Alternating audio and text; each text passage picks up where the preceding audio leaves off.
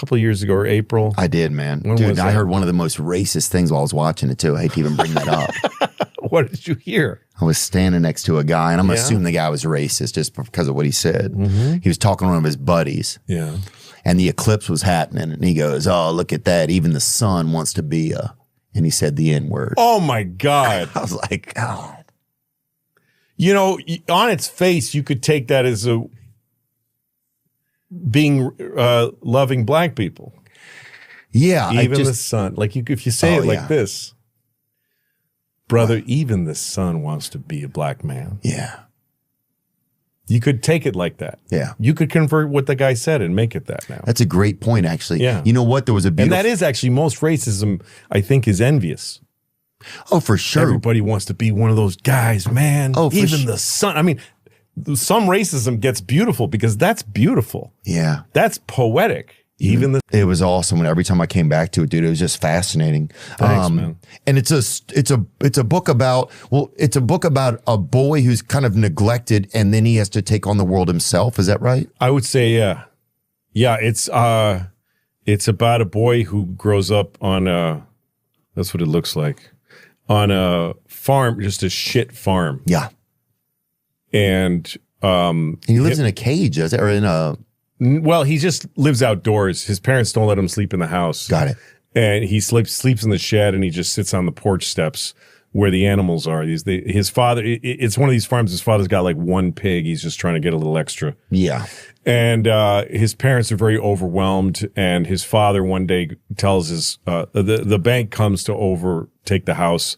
They give him a few days. So the father tells the mother to slaughter all the meat, and he goes on the horse and says, I'm going to sell this horse and I'll come back. And he just never comes back. Yeah.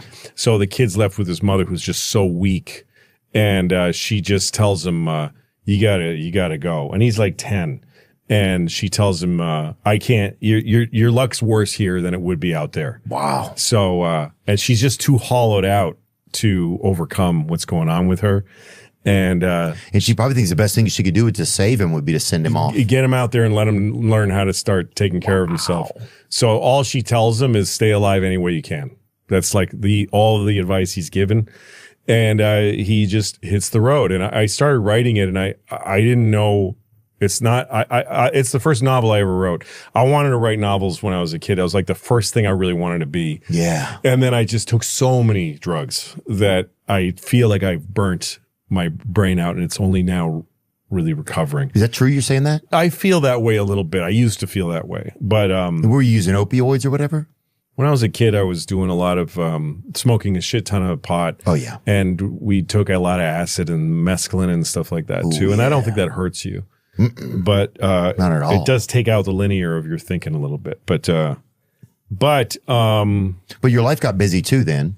Yeah, and then I became a comedian, which I always thought was like it's a free form, scattershot, verbal art. So I always felt like it was what I could handle, you know?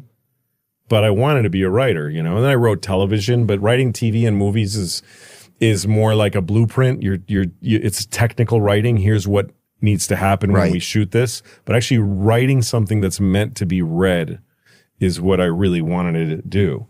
And God, so cool. Yeah, so I started writing short stories a few years ago, and I got really back into it. And when Ingram kind of like came into my head, I just had this ritual of sitting down every day and asking him like, "What happened to you?" And it was just a story that just kept coming. Asking the child, the character, yeah, like what happened. And I felt like I was taking care of him by like taking an honest account, trying to just be honest and not trying to achieve anything in writing it or trying to, you know what I mean? Or be impressive. I just wanted to hear the voice and see what happened.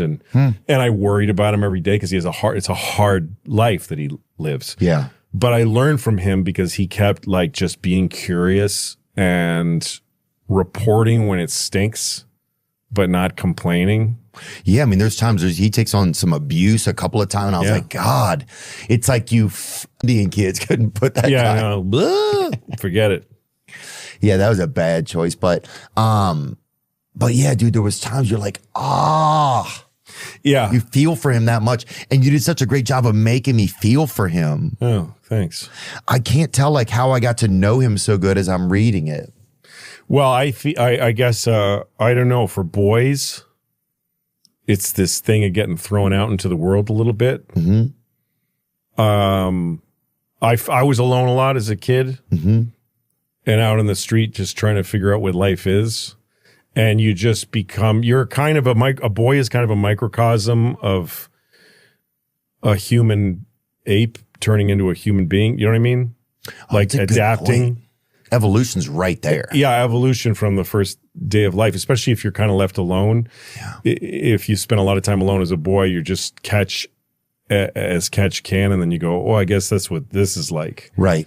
And some things you get strong at and some you don't. And some things you learn from the worst influences too. It just happens to be the influence that was passing through town or that stopped and rolled its window down. It's kind of crazy the way you can get influenced. That's kind of what happens to him in some ways, huh? Yeah, like there's this one part where he's been working on a farm, like just pulling up corn, and he makes money in dimes. I know. Just because it's the first currency that he learned to respect was the 10-cent dime. So he makes them pay him in dimes, and he hides them under a tree. And when he decides to leave the farm, he digs them up, and he falls asleep in his cabin. And he wakes up and there's this guy there about to steal his money. And Ingram at this point has a little knife, and he's thinking he's going to have to defend himself. He's going to have to stick this guy, but he's trying to figure out, because he's never been taught. Is it okay to actually harm somebody for money? Like, is it to defend yourself is one thing, but to defend this thing. Yeah. And then it occurs to him that the guy might be a little scared, even though he's bigger than him. Even if it's a kid, like, it's not easy to beat the shit out of a kid. Right. Like, it's no small thing. So they're resilient. Kids survive all kinds of you're stuff. going to go through something. So Ingram says to the guy, why don't we split it? And the guy goes, I don't have to split it with you. I can just take it. And he goes, yeah, you can, but it's going to be trouble. I'm going to give you a hard time. I'll split it with you now. And it's my money, but I'll give you half of it if we could just split it. And then they look at it, and neither of them know how to count. So they got that problem. But I didn't know where it was going. I got to this moment in it where they're in this standoff, and I was like, what's his solution? But by following his logic and in the way he looked at life without having been taught, he found solutions that I just came to me naturally, that I wouldn't have found in life. Do you know what I mean? You just get taught things like you got to defend, anybody fucks with you, you have to hurt them. Right. You do, you know? Let's split the difference. Yeah. Split them out. I'll take half. I'll take half. I'll take half, and nobody has to throw a punch. I stay alive, and also I don't have to feel the pain of if I stabbed you and if I shouldn't have. That's right. Which can be just as harrowing. Of course, you got to walk around in life knowing you stabbed somebody for $100. Yeah. Oh, dude, there's a lot of great parts. Man, it's honestly, bro, it's awesome. It was so much fun to read. You were Stowe, Vermont, or where were you? In the center of Lake Champlain. At the time, I was dating a woman who was very wonderful. We were together for about a year. We're not together now, but she sounded hot. She was great. So we decided we wanted to see the eclipse. Totality, like there's certain places where there's like a line across America, like this diagonal line, and only if you stood in that line could you actually see the sun totally. Okay. So it's a real hotbed. It's a real hotbed for eclipsing. Yes, it's where you see the actual the moon totally cover the sun, and you go into total darkness. It's called totality. Any other place you'd get it's a little off, and it's still basically daylight. Got it. And so. We decided to go, and I looked on that line, and the place that was best for where we were in New York was an island in the middle of Lake Champlain. And she's like, I have a cousin who lives on that island. No. It's like North Hero Island, I think it's called. And so we went there, and it was kind of like a thing to get. We got there an hour before the eclipse started, and we're seeing people scurrying to where they're going to watch the eclipse. It was like the world was coming to an end. Folks were getting coolers with stuff, and folks were, everyone. And the closer we got, the more quiet the streets got. And now people were just sitting in lawn chairs all over Vermont, like just like this, getting ready. And they all had these glasses on. Yeah. And it was just like, and we're the only car. It was like a end of the world movie. Hell yeah. And we get there and her cousins are all, they're all carrying big baggies of cigarettes because they buy their cigarettes at an Indian reservation where they don't sell them in boxes. They get a deal on them? Yeah, they get a big. Oh, God, yeah. So they just walk around with a bag and just take it and smoking. And these were great people. We were like right in the right place. Yeah. It's just a dead end road on an island in a Vermont, you know.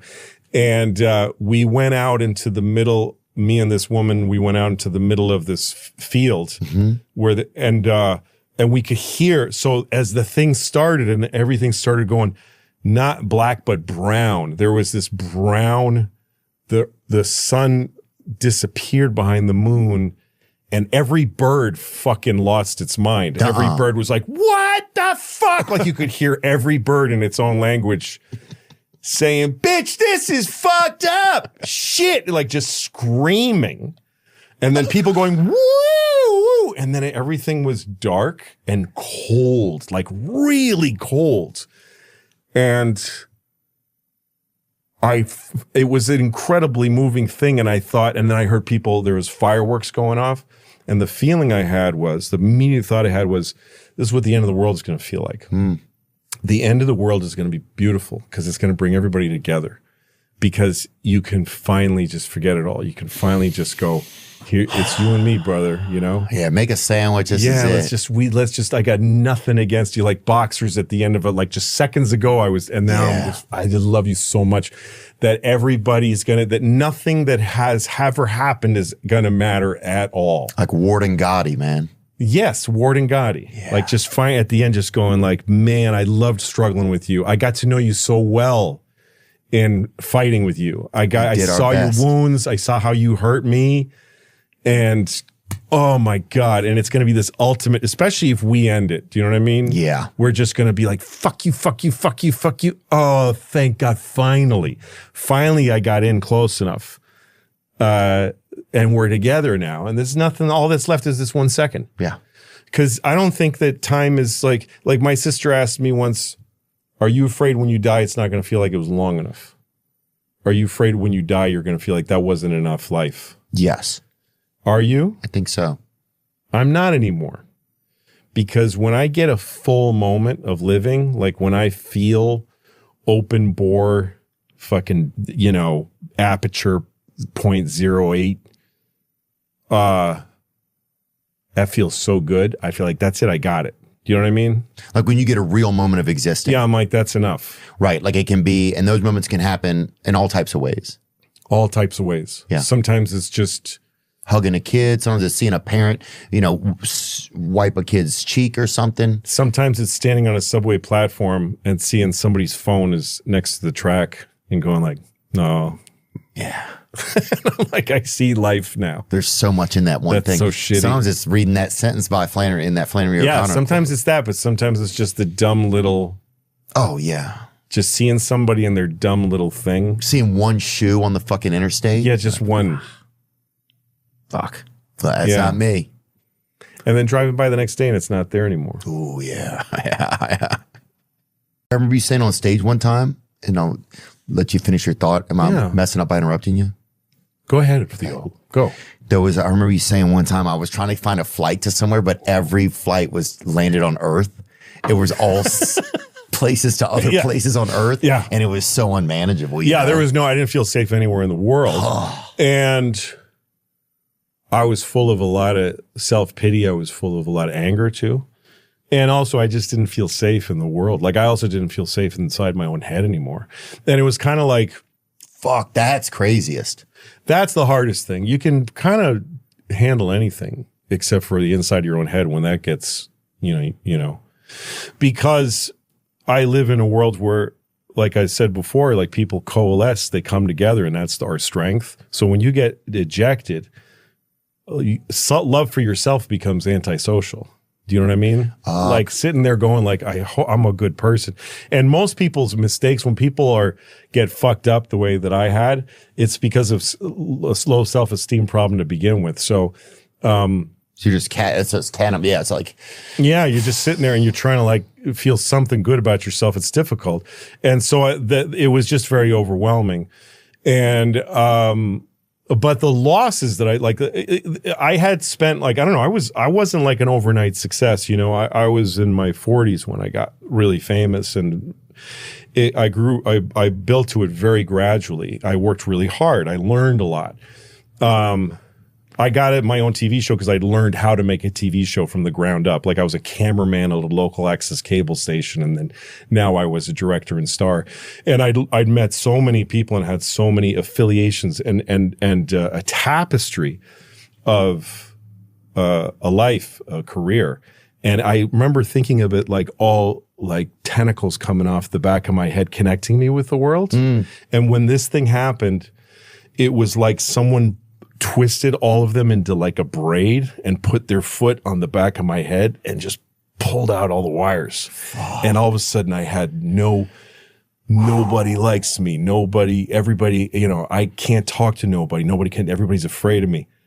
And I was just spinning. It was really wild. But now I look at that thing as like a beautiful thing.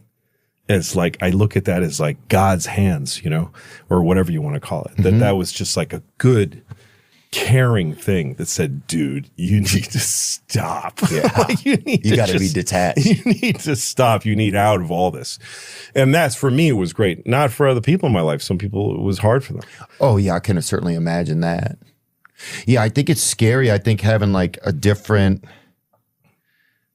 Yeah, I mean, I've run it, like, I've had a lot of the same issues in my life with just like affection and those sorts of things, and trying to like never having like any coaching on that, and just having severe, like, and then you start to figure out all yourself, and you make these crazy like this crazy Tetris of what it's all supposed to be and how love is, and like, and then it's also like I'd be but my low self-worth, I was always trying to fill it with like things that weren't just impossibility. And then I mean, for me, I got into watching porn, and that became this crazy space, and just like never-ending thing. I missed my 20s because I was watching porn. You know, it's like same. I was a young kid, like really obsessed with stuff that put me in a dark room when I should have been out in the sunlight. Yeah. And it twisted around my set, and that was all behind this thing of wanting someone lovely and female to look at me and tell me I'm okay. Oh yeah. And tell me that I'm acceptable, and even more so, and lovable. And I had such a strange, twisted trip to that moment. Yeah. That I never really quite learned it. And that's my shit. But those things when you're a kid, they're pain. And then when you get to be a grown up with a life and you have effect on other people, it starts becoming a problem for other people. So, but I think that if I hadn't lost all of that, it just would have gotten worse, because that's why I felt free when I said that to you, because I could see the real shape of the world, and I could see that nothing I had, that you can't take anything away from me that's really mine, and that I realized I didn't have much that was worth having. I had my family, and that's private. That's a different thing for me. But I realized I need to start making a real treasure chest that has shit in it. That's valuable. I need to stop thinking about why these people turn their backs on me, and ask myself, yeah, why did they? Like, were you a good friend to them? Who are you useful to in this world? Like, that's where I started, was when I wanted to try to reach out and feel less isolated, was who can I be of use to?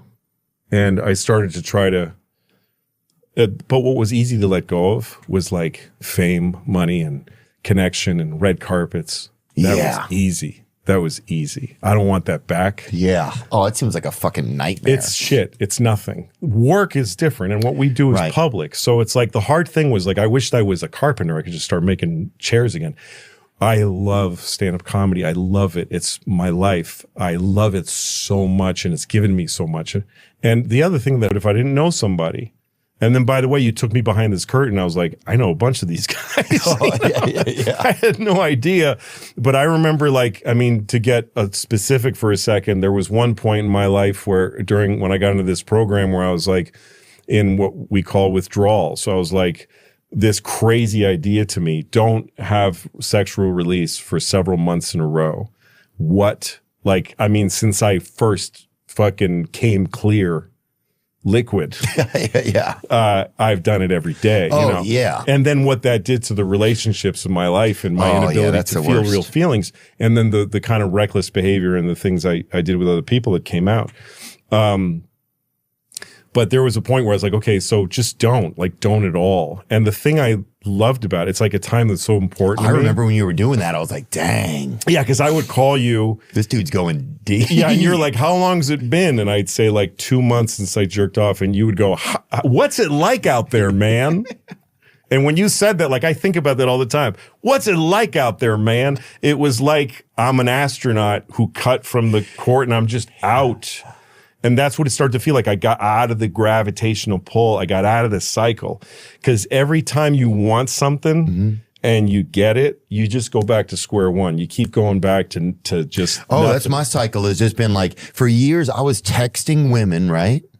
And like, let's meet up sometime. And we would never meet up, right? And it got to a certain point in certain years, I didn't even know if we knew who each other were anymore. Right. But we would both. I meet almost every day. Shall we meet up this week? Yeah. I mean, for years, but just little moments of trying to get approval, right? Yes. And then going back to like, and the group isn't like, everybody's not like, everybody maybe people have some perversion and stuff, but a lot of it's just like kind of pornography, intimacy disorders, like inability to connect. It's not like, well, it's huge. When you do the steps, you learn how you got to where you are, and you learn what in your history made you this way. Yeah, and you get some guidelines for trying to undo it. And the thing about going through withdrawal is that by not pressing the reset button, you go to a new place every day. Yeah. Every day you don't do it, you're in a new place, you feel new feelings. And I started realizing that my feelings, my actual emotions were coming online for the first time really in my life. And I saw everything really differently. And I saw that everything that had happened with me was because of me. And by the way, that's great news because that means you could do something about it. Right. And that everyone else is doing what they have to do. And so I had to start like being a man about it. And I can't like prove that to the world. And I can't like do, a big gesture. I can just do it in my private life. I can talk to you about it. People can see this, whatever. I have mixed feelings about it. It scares the shit out of me to talk about it. Yeah. And that had its own thing. Like I kept thinking, I have to fix this. I have to fix this reputation. I have to go back to where people have at least a neutral feeling about me. And I realized I just can't. And also for some people, the kind of people I probably would want to know, it's happened naturally. Right.